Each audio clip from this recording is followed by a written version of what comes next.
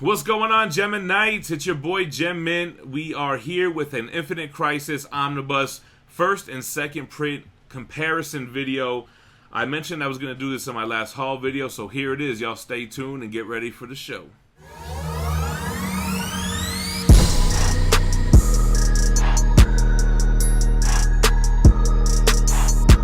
Alright, y'all, so like I mentioned in my haul video, the Infinite Crisis Omnibus went sold out, this first print. It was highly sought after. It started selling regularly for $400 on eBay, on Amazon. Started selling for $500, $600. It seemed like one of those books that would never get a reprint. I remember somebody posting a $600 sale, and then the very next day, they announced an omnibus reprint coming out. So, in the omnibus world, that means that $600 book is worth the same as this new print for 50% off cover price on in-stock trades. We don't care about first and second prints in the omnibus world. We just want the book. We just want to read it. There are slight differences in these two volumes, so I thought I would highlight that. I thought that would be a pretty cool video. And then I also have the Absolute Edition, so we could compare those as well. So anyways, you can see the spines of these two books are exactly the same. Oh, except for the DC Comics logo. It has been updated for the second print right here. As far as the front covers are concerned, they're exactly the same. And as far as the back covers are concerned, everything is the same, except I can see that it states that this first print was printed in the United States, and the second print was printed in Canada. And the second print has much better binding. I don't know if that's a Canadian thing or if DC just learned their lesson on their binding. And we're going to talk about that right now.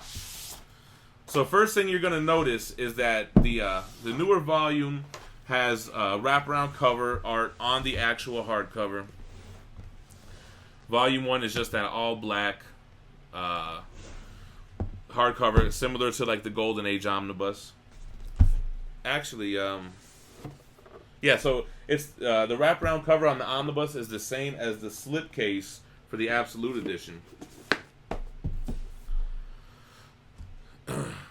Alright, so here's the Volume 1. So if I stand up Volume 1 and open it in the middle,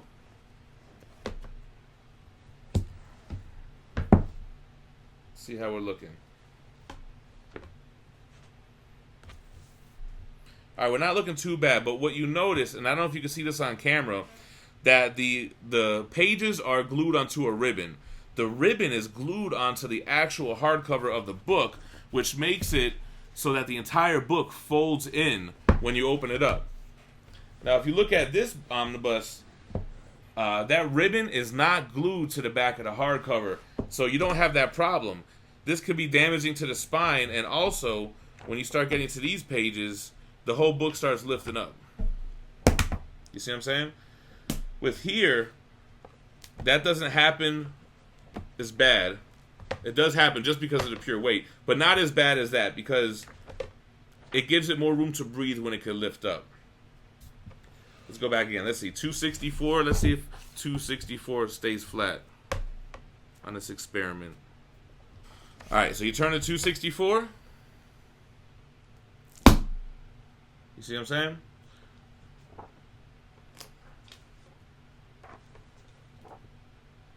Anyway, you see what I'm saying.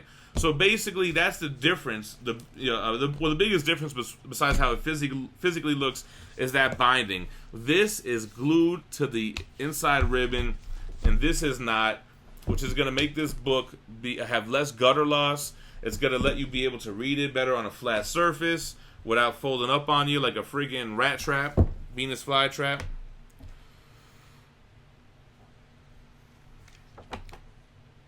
But I gotta be honest, this first print is not as bad as I initially remembered. I just remember being really freaked out about that hole there on the bottom. So the biggest difference between the omnibus editions and the Absolute is that the Absolute only covers the main storyline with none of the tie-ins. I think there's 12 issues in this. No, my bad, 7. So the thing with the Absolute is that you get larger pages. and you only get that main story. You get the ribbon for your bookmark and the hardcover slipcase. With these books, you get all the tie-ins. It doesn't do a good job of telling you what's collected in the book specifically, like the Marvel Omnibus are.